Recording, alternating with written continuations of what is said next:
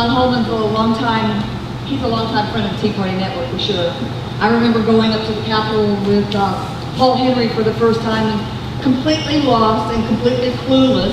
And we ran into John Hallman, and he was so helpful in helping us navigate the waters of the Capitol, teaching us about the different speakers and the committees and who to go to, and even helping facilitate meetings with these individual legislators. So I consider him a very good friend to the Tea Party Network and to me and Paul. He's an active, longtime voice in all levels of Florida politics and is a veteran of advocating issues of liberty in the Florida legislature. He has also served as the state director for Freedom Works, the Pro-Freedom Market Organization, as well as deputy director of Florida Stop Lawsuit Abuse. While in Tallahassee, John has represented such groups as the Florida Taxpayer Union, Cut Property Taxes Now, the Second Amendment Coalition of Florida, the Florida Campaign for Liberty, and the Liberty First Network. Besides his work in Tallahassee, John also serves on the leadership team of the Liberty Empowerment Institute. John teaches activist training schools, is a frequent guest on radio talk shows, and has written numerous articles promoting the cause of individual liberty. Let's give him a warm welcome, please.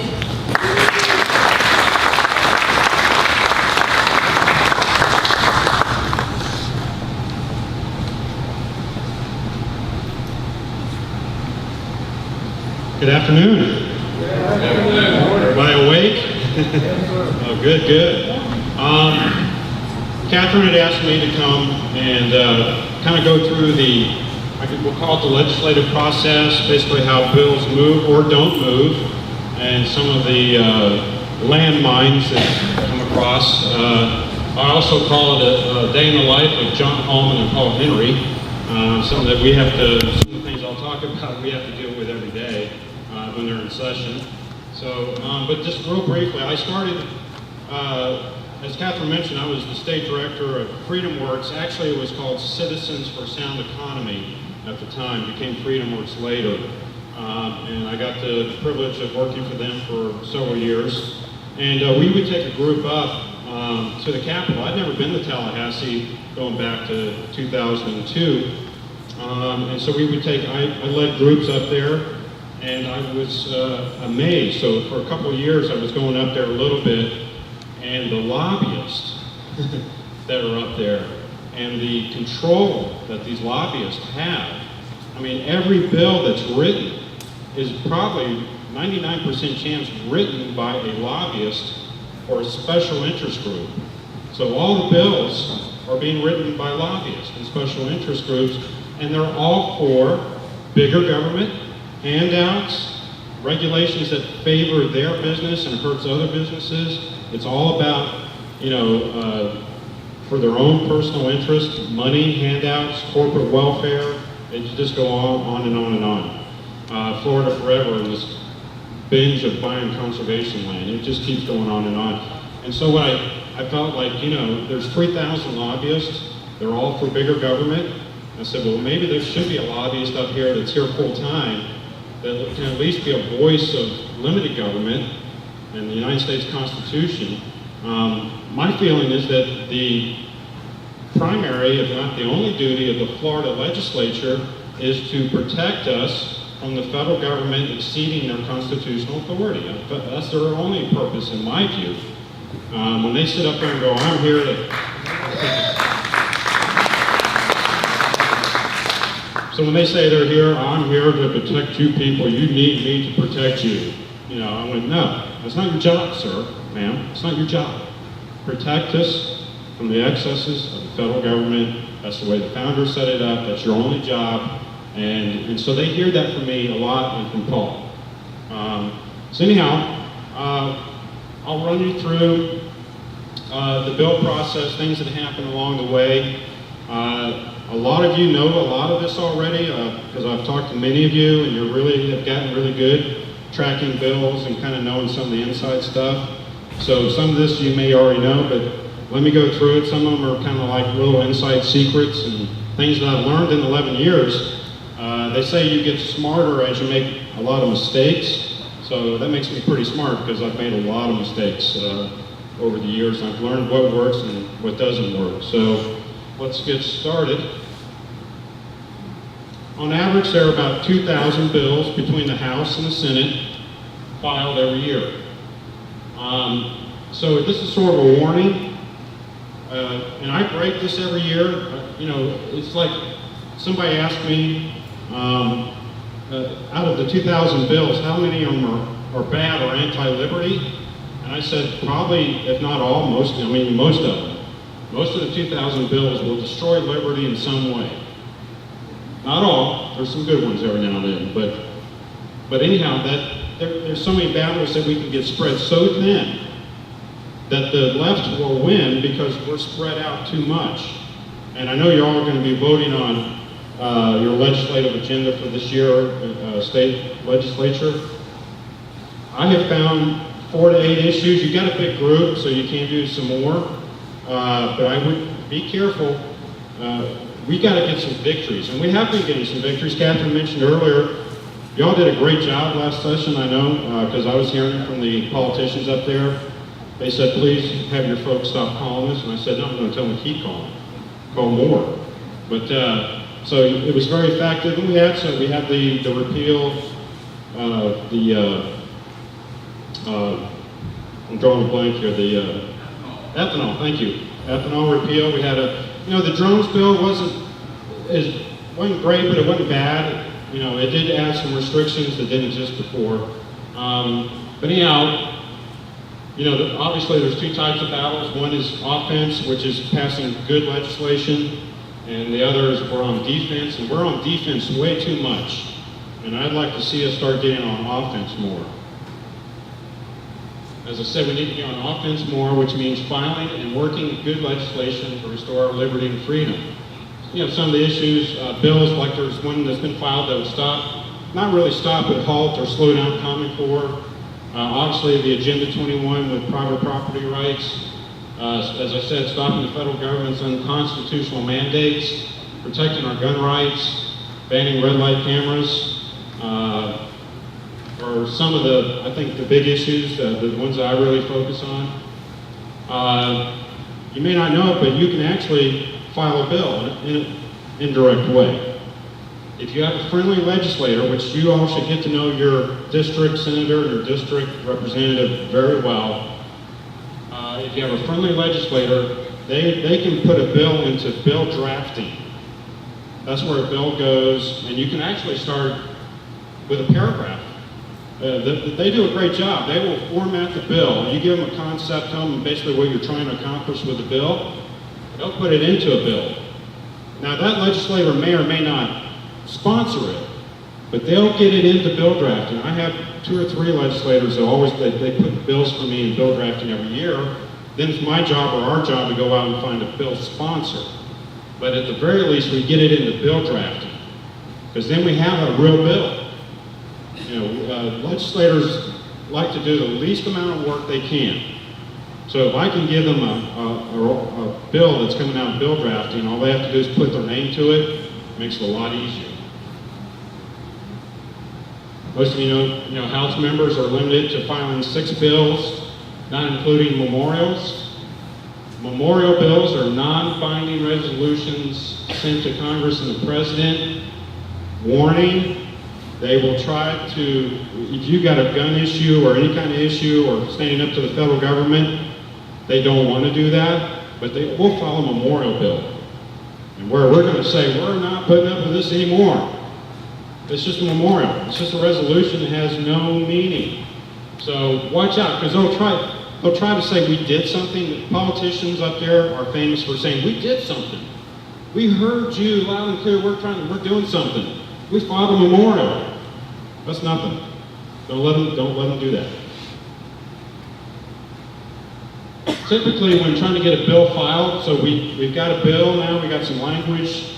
It's a good bill, and I recommend, with a little caveat, is you need to secure a House sponsor first, mainly because they are limited to 6 bills. Now, on the Senate side, they're unlimited. They can file as many bills as they want. The only thing is, and this is what can happen now, a House member who's limited to 6 bills will ask you, do you have a Senate sponsor yet? And you go, no, I'm trying to make sure I have a House sponsor first, and they'll say, well, I want to make sure you have a Senate sponsor. So what you do is you get a commitment from the House person to sponsor the bill. Then you got to go shop it to a senator. And I'll tell you a quick story.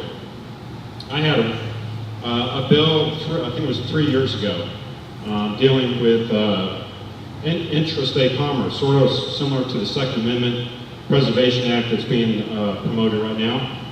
I got a House guy. I'm not going to say their name because they're actually doing a pretty good job for Liberty up there, so I don't want to embarrass them, but it's just sort of a funny how things work. He said, I'll file your bill, John, in the House. But he says, I want to make sure you have a Senate sponsor first so I don't waste one of my 6 slots. And I said, okay. And I ran over and I knew a senator, and the senator said, yeah, I like that. I'll file that bill. But I want to know that the House sponsor filed it first. I run back over to the House guy. I said, the Senate guy says he wants you to file first. He goes, no, I need to see the Senate guy file first before I file in the House. I'm going back over to the Senate. I said, Senator, the House representative said he wants you to file first. So this went on for days. I finally said, one of you has to do it. One of you has to call the other's bluff and actually file this bill. So that's some of the games that go on and some of the stuff. It's like, you gotta be kidding me. One of you just file it, the other one's already committed to do it, just do it. And they did. So the House guy finally gave in, filed the bill, and the Senate guy honored his commitment and did it. It's really important. You know, a lot of people go, we got a good bill, let's just get anybody in the legislature to file it, let's just get it filed. At least we have a bill filed. Well, that can be a problem. And it's really important, if we have a good bill, to have a good bill sponsor. And they need to be absolutely committed, not to an institution, by the way. They need to be tough and focused on your issue. They need to know the procedures. And God bless the freshman representatives, they're in for their first term. And I know some good ones that are trying really hard. But if you got a good bill, don't give it to a first-term legislator. They don't know the process. They will be bullied and put down by leadership, and your bill will go nowhere. Rarely does a freshman legislator ever get a bill moving. Let me go back. A good spokesman, a good speaker, and a good staff. Some senators will have a really good staff, and I'll talk some more about the staff. They're called legislative aides, but having really good legislative aides that know what they're doing, they know the process, is important too. So a good sponsor doesn't guarantee victory, but a bad sponsor can pretty much guarantee defeat. And in my opinion, I'd rather not get a bill filed with a bad sponsor than just for the sake of getting it filed. I'd rather wait till the next session and get a good one. I've had this happen many times. Watch out for this. Some legislators will sponsor a bill and do nothing. They do it so they can say, I filed the bill. That's all they're going to do. They have no intention of pushing the bill, and that's where you go back to when that's committed to your issue, because if they're not, they're going to let it sit on their desk, and the bill's going to die. But you've got to have a bill sponsor that's going to be a champion for your bill. And I've seen too many legislators go, I'll file it, it'll look good. I filed a really good gun protection bill. It just didn't go anywhere, but I filed it, everybody should love me. Yeah. But that was their intention all along, was to take it and not do anything with it. Very crucial, as Paul knows, you have to work. When you have a good bill, you have to work with your bill sponsor all the time. You need to provide them talking points. As Paul knows, when we get a bill moving, like with red light cameras, they're constantly calling Paul and going, Paul, give me some information, give me some talking points, because they're going to go present it to a committee, and that's where Paul comes in on red light cameras, and it's just really important that we give them, they don't need to be researching talking points, they got a lot to do, we got to do that.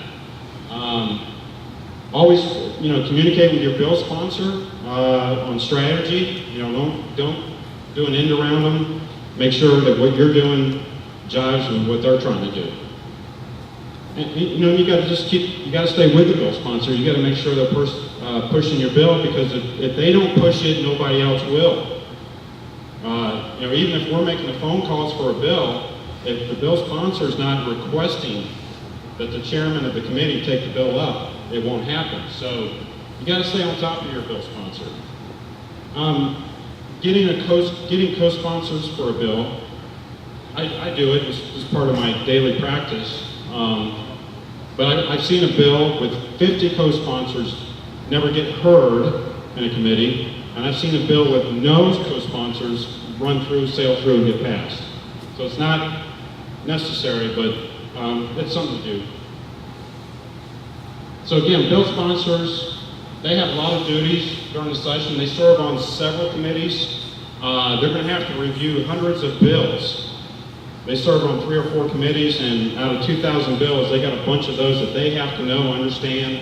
They're going to be debating in committee. They have their other bills that they sponsored. So it can become very difficult for a bill sponsor to do what we need them to do to push our bill. So we have to become an assistant to the bill sponsor.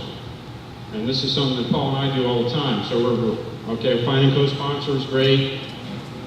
Meeting with committee staff. I'm going to talk about that in a minute. Each committee has its professional staff. What the committee does, or the committee staff, will review a bill. They're legal experts, and they'll do a whole analysis of a bill. Very important to read the committee staff analysis as you track bills. But they can also kill your bill, and you may not even know why until you talk to them. You need to promote your bill to the other committee members. So you got a committee of, say, 10 legislators, you got to promote it to all of them, so you're lobbying to get the other committee members to support it. It really becomes a daily management during the session. There's all kinds of landmines and things you're going to have to constantly look out for. So it's just really a daily management. And really knowing the political landscape is crucial. You got to know who and when to communicate to. Not only who, but when. Timing's everything. Knowing which elected or appointed official to contact for specific issues. Again, a lot of the committee staff and reviewing the information for a bill. Knowing people and personalities, party leaders, committee chairpersons and their staff. These are all people that are going to affect the life of a bill. You need to know all the possible impediments, such as other lobbying organizations opposing our bill. As I mentioned, objections by committee staff, objections by leadership. We see a bill just stagnate and not even go anywhere. It's just sitting in committee. We keep wondering why isn't the bill moving? And a lot of times it could be any of these people. Leadership doesn't want it to happen. Maybe. Lobbying isn't just about contacting elected or non-elected officials. As I said, it's about contacting the right people and knowing when to contact them. Important rule, if people call about a bill when it's not scheduled for a vote, this is during session, is a waste of your valuable time. Because they have bills that they're going to be voting on in committee all through the session pretty much. And if you call about a bill that's just sitting, hasn't been brought up and agendaed yet, they don't want to hear it. It's a waste of time. Don't even bother. They're not going to acknowledge anything you said about that bill because it's not up. I'll only talk about the bills that have been placed on agenda. So again, knowing the players, all these people can kill your bill. Leadership, which is the speaker, the president, the majority leader, the majority whip, committee chairs, the committee members, legislative staff can kill your bill. They work for the senators and representatives, and they look to a lot of these legislative aides for advice. They make sure they're on board. Obviously, other lobbyists and trade organizations that would oppose your bill. Many times I've had bills that I was told that another lobbying group had a problem with it. I went ahead, instead of batting heads with them, I went over and asked them what the problem was. And sometimes it's real minor. Sometimes it's, okay, it's not gonna hurt the integrity of the bill. If that's your only problem, we'll fix that, and we'll move on, and then they withdraw their opposition. All of a sudden, the bill's moving again. So, you know, I wanna know. I don't wanna just yell and scream at them. I wanna know why they have a problem with my bill. Again, this is sort of standard stuff. You probably know each bill is referred to, usually 2 to 4 committees. The chairs will decide when a bill is heard with heavy influence of leadership. Chair can bury the bill, which is very common. They say the committee process is the graveyard of bills. There's 2,000 bills, only 200 usually get passed. That means they're going to kill a lot of bills, and that's their job, to find a reason to kill bills. So, you know, that makes it difficult right there. Target and utilize your activities and activism to the committee that the bill is in. You know, there again, you're not going to call a committee that's down the road. You're going to call a committee that's in environmental protection. You're going to call that committee and not any other committees. Just focus on the committee that the bill is sitting in. If you get a bill passed through, one good thing to know is if we can get it passed through one committee, it's technically alive, even if it's not being brought up. We can use rules and procedures and bring it to the floor. It's a lot of work. You got to get the other chairs of the committees to sign off.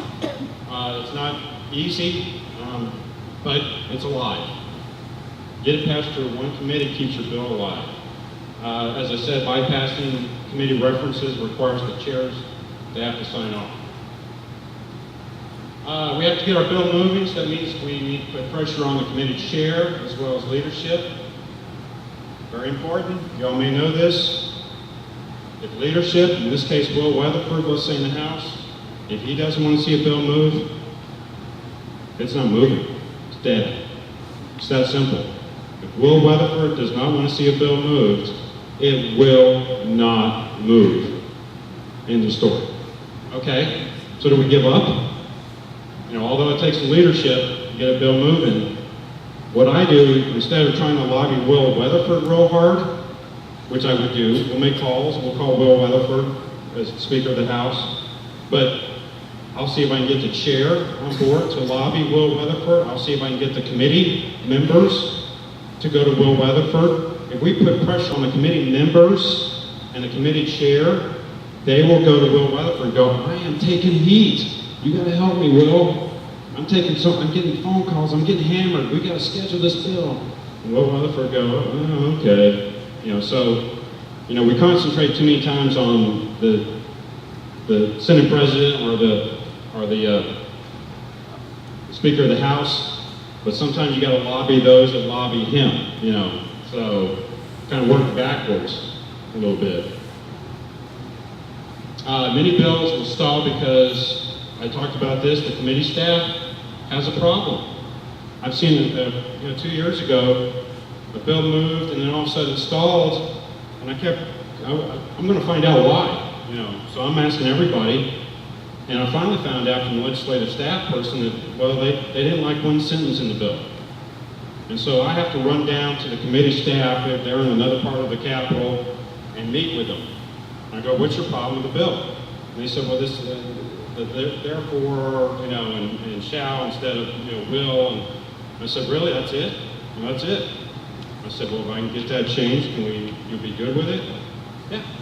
So sometimes it's not, sometimes it's real simple. You got to talk to committee staff because Paul knows, right? Paul, I mean, they'll kill your bill in a heartbeat. Paul goes and talks to you know the DMV guy. I probably sent him a Christmas card by now. You know him so well. So many times the problem can be fixed, just like with other lobbyists, with committee staff, with all the people, with all the impediments to a bill. Sometimes, if you work it hard enough, it can be fixed. When you're trying to get a bill moving, let's say in the House it's moved through 2 or 3 committees or 2 committees, and it's stalled out in the Senate. This could be a reverse. But when I have a bill and it's passed through a couple of committees in the House and is sitting still in the Senate, I'll spend all my time getting it to move in the Senate. I'll let the House go for for now, because it's already moved through a couple of committees. So that means we need to utilize our efforts and our time over in the House where it's, whatever it is, it's not moving. How good bills can go bad. Once we have a good bill, we got it filed, all of a sudden, all these outside groups and all these outside lobbyists are going to fly in to the sponsor, and they're going to start proposing amendments. They're going to have committee members proposing amendments even to the sponsor, have them do amendments to their own bill. They feel like parts of it might hurt them. They want to be exempted. We were talking earlier about the open carry bill from a couple of years ago with Greg Evers. That thing got watered down and watered down and watered down and watered down, more amendments and more amendments, and it just destroyed the open carry part of the bill. The drones bill last year. There again, the Sheriff's Department lobbyists came in, and all these lobbyists came in, and that's too restrictive. We need to be able to use drones to save little kids lost in the woods, and anyhow, they started watering down that bill. So it's just something that you have to fight. You have a good bill, they're going to try to destroy it with amendments. So we've got to stay on top of the amendments. Read the bill and all the amendments. Sometimes bills will have a nice sound to them, and I'll tell you about one in a minute, you may remember. And again, watch out for the amendments. One amendment can destroy a bill, a good one. Either prior to a committee meeting or during the presentation of the bill, members of the committee may submit amendments. This is just your procedural stuff, adding language, deleting language, striking and inserting language. This is one, this is sort of a side note, it's funny to me. An amendment to the amendment, which can be the amendment to the amendment to the amendment to the amendment. When a bill comes up in committee meeting and I'm sitting there waiting, I may only have one bill I'm working. I got to sit there for 3 or 4 hours to wait for my bill to come up. And I'm sitting there listening to these other bills, and they're bringing up, okay, we got HB 53. First, we're going to hear an amendment. Okay, there's an amendment to the amendment. Oh, wait a minute, there's an amendment to the amendment to the amendment. Then we work back from the amendment. Now we're back on the second amendment to the amendment. Okay, wait a minute, now we're on the amendment as changed, as amended, this will drive you nuts.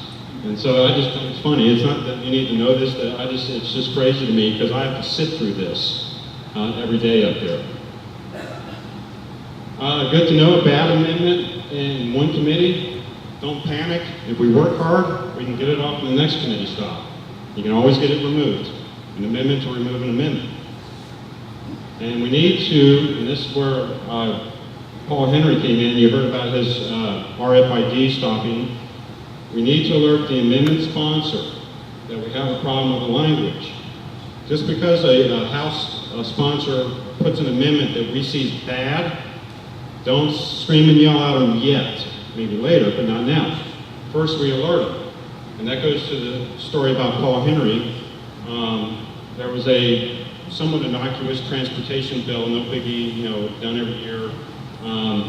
But there was an amendment that would have, as Catherine said, would have put an RFID chip in the driver's licenses. So Paul went to that sponsor of the amendment and explained it to him. He goes, no, I didn't want to do that. That's bad, that's bad. He withdrew the amendment. I think it took the whole bill down, didn't it? Yeah, one whole section of the bill, because Paul did his job. He didn't go yell and scream at the sponsor of the amendment. He went and said, you know what you just did. He goes, no, I didn't realize that, because some lobbyists handed it to him. They write the bills and they write the amendments. So always, let the legislator, if a legislator sponsors a bad bill, we'll go to them and tell them why we have a problem with the bill. Not time to scream and yell yet. Now, there may be a time when it's time to scream and yell, but at that point, we're going to let them know that we have a problem with the bill and start there first. Somebody mentioned earlier about the strike-off amendments, just another interesting thing. A bill can be moving, maybe a few amendments, it's going down, it's going through some committees, and then all of a sudden, they go, we're going to do a strike-off amendment, which just takes the whole language of the bill out and puts in new language, and you're thinking like, I just worked this bill through for the last 2 months and stopped some bad amendments, you know, and did what I could. I got a couple of good amendments on, and now you're going to do a strike off, and it's just like writing a whole new bill. But the bill doesn't have to necessarily go back to any committees. There can be several bills filed dealing with a specific issue. The septic tank issue, y'all remember from a couple of years ago, there was probably about 15 bills that dealt with it. So we were trying to repeal that regulation on septic tanks, man, I had to track, just for that one issue, I had to track about a dozen bills. Because if one was dying, another one was picking it up. So, you know, it's constantly, you gotta find out where all these, whether if you're fighting for an issue, you know, Common Core is probably going to be, has been done in many different bills every session. And then the train bandwagon bills, that's just another one where a transportation bill or an environmental bill where they're going to put a whole bunch of issues, going to move into one bill. Transportation's famous for that. The second reading on the, so once a bill has passed all its committee stops, is then put on the House calendar, but that does not mean it's going to get heard. It has to be scheduled by the Rules and Calendar Committee on something called special order. So if you're tracking a bill and you're going, oh, it passed its committee, so I see it's on the House calendar, you know, alert everybody. No, not yet. Because there again, if you're going to call about it, it's not up, it has to be on a special order calendar. So just remember that, special order calendar. Then you can alert, have everybody start calling, because it's probably up the next day. But until then, it's not up and nobody wants to hear about it. Then it's gone through its second reading, so on special order, it's been heard. You'll hear the term after the second reading, and there's debate and amendments can be added. They'll say we're rolling it over the third reading, which is usually the next day. And that's when you'll have the final vote, debate and final vote on the bill. Just as we talked a lot about amendments, it's rare to add amendments on third reading. So if you're trying to get some language added to a bill or taken off, it's probably too late at that point. Real quickly, conference committees. On bills that they have to do or required by the Constitution to do, the Florida Constitution, they can't come to an agreement. They have a House bill and a Senate bill. They can't come to any agreement. They go into joint conference. That's where they'll hammer it out, negotiate it, and then send it back to both houses to be voted on. Okay, so the bill's passed, and it goes to the governor. It's called, the bill's considered enrolled, and then engrossed in its final form. So you may have heard that term, enrolled. The bill's enrolled means it's passed, it's been certified, it's headed over to the governor. As you know, the governor approves and signs the bill, it becomes law. If he fails to do anything, he can either sign it, veto it, or do nothing. If he does nothing in the time frame when it becomes law, he has 7 days during session if he receives a bill on his desk. After the session is over, he has 15 days to make that decision. Sign it, veto it, do nothing. And then the legislature has the ability to override a veto by the governor by a 2/3 vote of both houses. If he vetoes a bill during the session, they have until the end of the session to vote for an override. If he vetoes a bill after the session's over, actually by the rules and regulations, they have until the end of the following session to vote to veto the bill. Some real important things that y'all familiar with myfloridahouse.gov, flsenate.gov. Crucial, if you're tracking bills and you're wanting to stay on top of everything, those are your two websites you have to go to. You have to learn how to use them. If you go to myfloridahouse.gov, and up at the top you'll see legislative bill tracking. Crucial, do this. Once you've found out from everybody, and they said that bill's bad or that bill's good, you log it in, you create your own account, and every time an amendment's added or it's in a committee or about to come up in a committee, you'll get a notice in your email box. It's a really good tool. Recommended highly if you want to get into tracking bills. Got to do it. So now as you're tracking a bill, let's say you have a bill that you're following, and so you go to flsenate.gov or My Florida House, you put in the, say, bill number, you put the bill number up, and things you need to, on a whole web page comes out on the bill. One of the first things it's going to tell you is the committees that it was referred to. Like this particular bill, Civil Justice Subcommittee, Justice Appropriations, Judiciary, and Appropriations, in the order of which they have to be heard. Now, when you're following on this page, when it comes up in the Civil Justice Subcommittee, when it's scheduled an agenda, it will show right under it the day that it's coming up will be heard. So this is you got to follow this. And then you need to know the related bills. Remember I told you an issue can cover, many bills can cover one issue. So in that page of the bill will be related bills. And it will tell you all the bills, whether it's in the House or in the Senate, that are related in some way to a bill. And you got to know that, there again, because if Common Core is failing in one bill, they'll move it over to another bill. And I got to know which bill that is so I can stop that bill. And related bills are considered similar, identical, or comparable. Watch similar and comparable bills, because as I was just telling you, these are bills that you have to know. Because the bad language from a bill that may be dying, we're happy it's dying, but they're going to take that language and move it over to a similar or identical or comparable bill. Bill text. This is really important. As the bill goes through, this is sort of chronological, starting with the last event, which this particular bill was enrolled, which means it passed and is going to the governor. But committee substitute too. Now, as bills get amended, they're going to get changed. Remember, the amendments are going to change the intent of the bill. So you've got to read every time it's changed, it becomes a committee substitute. So you'll see CS, HB, you'll see CS for committee substitute. You got to read, as it's changed, you got to read it because it really can change. And then as a bill is moving in committee, it's up the next day, they'll put amendments on it. So I got to read the amendments for that bill. Got to see what these legislators are trying to do to it. So this is an important area. Bill text, you got to read the bill, you got to read the committee staff analysis, you got to read them as they change, after they're amended, become committee substitutes. Staff analysis. This is like a summary of what the bill is. Please do this. They're nonpartisan. I found them to be very professional. They're not out to really destroy a bill, although they can.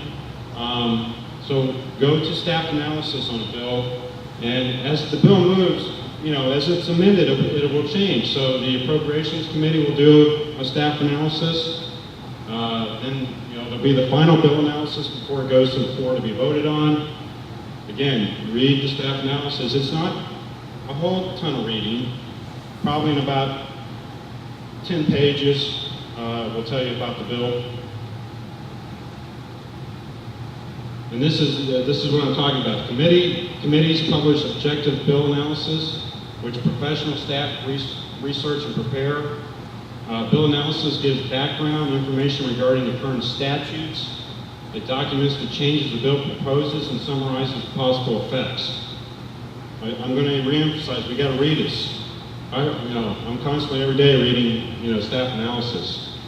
There again, you got a bill you're pushing, you're going to find out why they have an objection to your bill.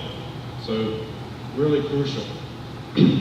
Then the vote history, that's going to tell you that, in the committee vote, it was voted. This is a final vote taken on April 26, 34 to 74 in the Senate. You want to pull it up, highlight it, because it will tell you who voted for it or against it. And this is how we're going to start holding them accountable, right, on their votes. So this is really crucial. Paul and I are putting together right now a scorecard of the last session so you can know what you need to know. Who voted for your bill, who voted against your bill, and let them know in the election. Bill history will tell you everything that's happened. This bill was filed on Thursday, January 3rd by Representative Pasadomo. It was scheduled in committee on April 3rd and appropriations. Anyhow, this tells you the history of the bill, where it is, how many committees it's gone through. So it's really, this is all part of, tracking bills. If you really want to get into the weeds on this, is you start keeping up with the statutes that a bill will change in some way. Like SB 1666 last year on the mortgage foreclosure issue. You can see here, citations, same thing as statutes, which is the laws, on the books. Chapter 121.091, benefits payable under the system. This gets really, tricky because there again, if they're trying to move language from a bad bill, I need to know the statutes that it covers. That tells me the bills that they could move it to.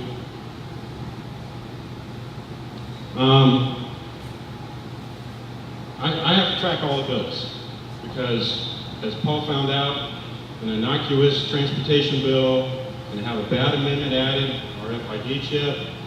So Paul and I are always tracking all the bills because we don't know when they're going to try to sneak something bad in the middle of the night, a late filed amendment, and trying to get it on a bill that nobody's really paying attention to. So, I know this is a lot of stuff for most people, but it's really important. So staying on top of the amendments, and sometimes they're filed within hours. They can be late filed if 2/3 of the committee approve it, but typically they have to file it by 5 o'clock of the day before, so it's still short notice. Amendments we can use for our cause. Everything that the enemy's doing to us on our good bills, we can be doing too. So, Paul and I are always constantly looking for amendment language and looking for a bill. That goes back to statutes. We got to know which bills Paul and I can go after a bill and try to get an amendment added to it. The Trojan Horse Bill in 2011, SB 736. I'm sorry, that should be SB. I'm sorry, that's a typo. SB 736 was called the Teacher Merit Pay Bill. And they were touting it as this big slam against the teachers union. We're going to take away, tenure and go with merit pay. So I read the staff analysis. I went, not much mention of merit, but there was mentioned about 50 times race to the top. You all know what race to the top is? That bill was to implement, to sign on to race to the top, which is why we have Common Core today. That bill that was being touted as a slam against the teachers union was nothing more than implementing, it was a fraud and it's disgusting. They should be ashamed of themselves for that bill. Okay, here's something that I saw last year. Sometimes alerts would go out, stop, HB 732, whatever it is, dealing with some issue that I agree we need to stop, except why are we going to spend a lot of time and our effort trying to stop a bill that is not going to be hurt, it's dead. So how do you know it's dead bill? Because we don't need to worry about it for now. Let's devote our attention to what's active and what's moving. Because of time constraints of a 60-day session, if a bill and its companion are not making their way through the committee process at approximately the same pace, it's highly unlikely that bill will become law. So what I'm going to look for, if it has more than 4 committee references, that means the Speaker or the Senate President wanted the bill to die. You can't get a bill through more than 4 committees. You're lucky if you can do that.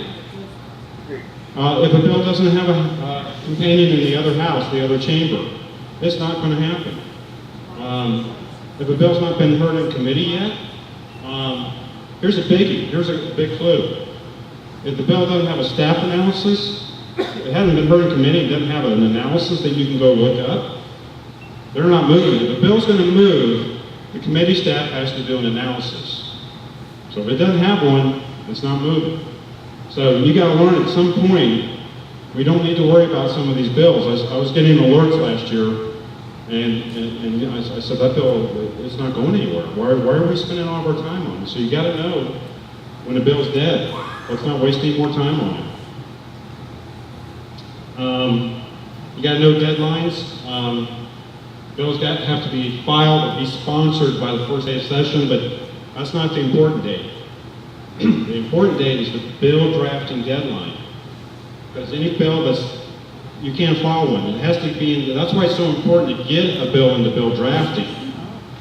So we get into bill drafting, which the deadline is usually about the third week in January. So the session starts March 5th. About third week in January is the cutoff. You got to have a bill into bill drafting. So that's why we always want to get a friendly legislator, even if they're not going to sponsor, let's get them to get it into the bill draft. That gives us till the first day of session to find a sponsor. So you got to know that deadline. I had somebody tell me, he said, John, you're sending these alerts out. You're only giving me a day or two to make the calls. Just give me more time. Give me a couple of weeks. I said, well, first of all, the committees only have to give a 48-hour notice of when they're going to have their committee meeting and what bills are going to be heard. And after the last 15 days, it's only a 24-hour notice. So I'm sorry, but that's all I had was a 2-day notice. Timely filed amendments have to be done by technically 6 p.m. the day before. So there again, that night, I know a bill's coming up the next day in committee, and Paul and I are scouring the amendments because they'll be up on that myfloridahouse.gov. So he and I are scouring the amendments for some bad language. I get asked this a lot, for those that love parliamentary procedures. They use the Mason's Manual of Legislative Procedure instead of like the Robert's Rules of Order. Not important to me, but a lot of people ask that question. Although in the rule book for the House, the rulings of the Speaker are first. He's a dictator. Whatever he says goes. Everybody told you that? If he doesn't want a bill to move, it's not moving. A little bit about rules and procedures. 2/3 and 3/5 are important on many different things in the rules and procedures. You need 80 seats for 2/3 and 72 seats in the House for 3/5. In the last election, 2012, they lost. They had a 2/3 majority in both the House and the Senate. They lost it, and that's why the ALEC bill got defeated, because of that. They didn't have 2/3. 27 seats needed for 2/3 in the Senate, 24 seats needed for 3/5. They only have 24, so they lost their 2/3. Again, that's why that ALEC bill was defeated. If you have the 2/3, it's kind of nice. You can sidestep a lot of the rules and procedures, considering bills that aren't on the calendar. You can bring a bill, like I said, if it's passed one committee and still alive, if you have 2/3, you can bring it up to the floor and vote on it. Pulling the bill that's been sitting in a committee, taking up amendments that have been filed after a deadline. There's a lot of neat things. If you're the majority party, that you can do 2/3 that the Republicans no longer have. The 2/3 override a veto. The Republicans still have 3/5, but that means they can't have more than 3 or 4 Republicans. It's a lot more work to keep them all together. I can tell you from experience, they're not always unified. There's some maverick Republicans in a bad way. Sometimes I like maverick Republicans, but sometimes they're not in a good way. You need a 3/5 if you want to add a constitutional amendment to the ballot. To be effective during session, we must start our efforts early. Everybody says, geez, you got a good job, John. You work 2 months of the year. I said, really? I didn't know that. I said, once the session is over, in some ways the next session has started. In an off-election year, they're filing bills in June. They're discussing bills, filing bills in June. And they'll start the early committee weeks here in another 10 days and running through. So what I need for all of you to do is to be visiting your state legislators in their home districts over the summer. That's when you can do a lot of good work, stopping Common Core, stopping Agenda 21. That's when they're not as busy and you can educate them a little bit on the issues and make sure they understand what you want. Another rule is the earlier a bill is filed, the better chance we have of getting, if we get a bill filed now, we have a better chance of getting it passed. If we wait till the deadline in January, it's tough sledding. Effective lobbying is done 365 days a year.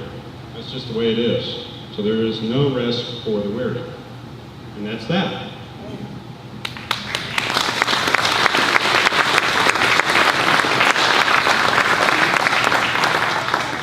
I'm sorry? I actually have a question. Okay. Part of your presentation, you mentioned that a bill goes into messages. You actually did not define messages. Oh yeah, I did. Yeah. When a bill passes, let's say a House passes a bill, there's a companion bill in the Senate. I'm sorry, can you hear me? There's a companion bill in the Senate, and the companion bill, which means, I didn't mention, but for a bill to eventually pass, there has to be a House bill and a Senate bill exactly identical. They have to match them up. You know, so the House can't pass a bill if the Senate doesn't have a companion bill exactly like it. So what will happen is the House will pass a bill and they'll send it over to the Senate in messages. That's when the House passes a bill, there's a companion bill sitting over there, they'll send it over in messages, okay? And what they'll do, if the House sends it over first, the Senate will then schedule the Senate bill, the companion bill, up on special order calendar. What they typically do, since the House has already passed it, they'll take up the House bill and they'll lay the Senate bill on what they call laid on the table, and they'll replace it with the House bill. It's kind of complicated. Does that answer the question? Yeah. Yes, sir. Some kind of bill you trying to push through policies or push through change in the process that you over our bill, because well, after all is amendments to a bill and those who do it, it's just like you. Well, technically by rules and procedures, an amendment to a bill has to be what's called germane. You know, germanity, it has to deal with, supposedly, with the issue at hand, with the bill. Whatever the bill says, the amendment has to deal with that. It has to be germane. But they get, they skirt around that a lot, And this whole lobbying process, is there any way that you can limit the amount of Congress, they basically run the position, right? The lobbyists Well- sit there and pay off, pay off. Yeah, but, right. Right. I mean, lobbying itself is guaranteed in the Constitution, the First Amendment. Okay, so what the problem is we've granted government way too much power. They have to control way too much money. If we downsize government, we downsize lobbyist influence. And one of the things we could stop is the leadership in both parties have what's called leadership funds. This is a slush fund. It's money that big, wealthy, well-connected people and lobbyists can contribute a lot of money, unlimited amounts, to the speaker and to the president. And guess what? Their bill gets passed. It's a big surprise. So those are the things we need to stop. Yeah, and we need to stop, and we need to downsize the size of government, because lobbyists only go there because that's where all the money is. There's $75 billion being spent every year in Tallahassee. So it's like an ATM machine. These lobbyists are running up there with their ATM card trying to get as much cash as they can out of that $75 billion. Okay. The party being so bad now, you think that means that, Absolutely. The fact that the Republican Party, let me tell you something, they don't like you, they don't like us, they do badmouth you, but they want you during the election, so they want you. But what they can't stand is that you're voicing your opinions during the session. So yes, congratulations, you're irritating them, please continue. Please do. John. Just because your senator tells you he voted against that bill on the floor, that may be true. But your senator can be in committee and have voted for that exact same bill twice Sure. to get it there. Sure, you want... Voted for it in the end, no, but he's telling you. He allowed it to move, yeah. That's why you track the votes. When the committee votes, you can go the next day and see the votes on MyFlorida or flsenate.gov. Yes, sir?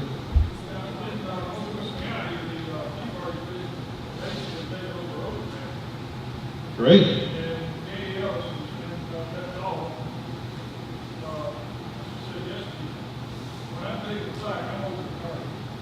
Right, right. One more? I'm sorry. I'll be here, and Paul and I are going to be back up talking again at 2 o'clock, so we'll talk some more about that. And he'll be here at lunchtime. Thank you very much. I appreciate the opportunity.